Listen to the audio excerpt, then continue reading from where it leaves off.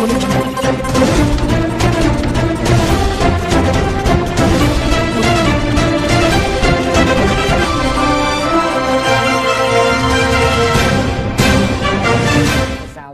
We're talking about 2 million people in a tiny, tiny space at the same time over a 5-day period. Absolutely, and it's been an extreme challenge for them. It's something that they've been hosting for 1,400 years.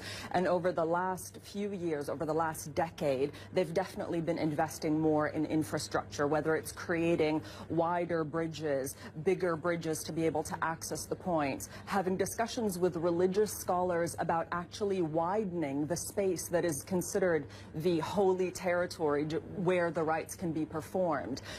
Security personnel are ever present.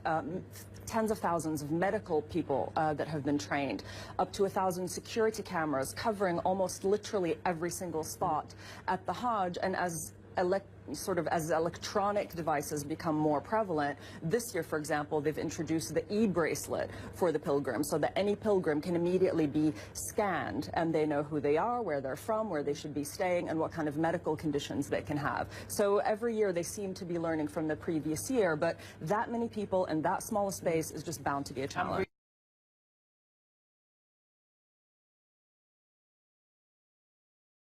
It's the sense of the diversity. There isn't a language that isn't being spoken. There's literally people from almost every country in the world, every ethnicity. And also what strikes you, and having been to Saudi Arabia, you'll relate to this, is usually men and women are quite segregated in public spaces. But at the Hajj, the men and the women are performing their rituals together, they're praying together, and because everyone is wearing the same white robe, which is intentionally meant to symbolize equality, you can't tell rich from poor. And some of the people you meet have actually saved their entire lives to be there at the Hajj at that moment.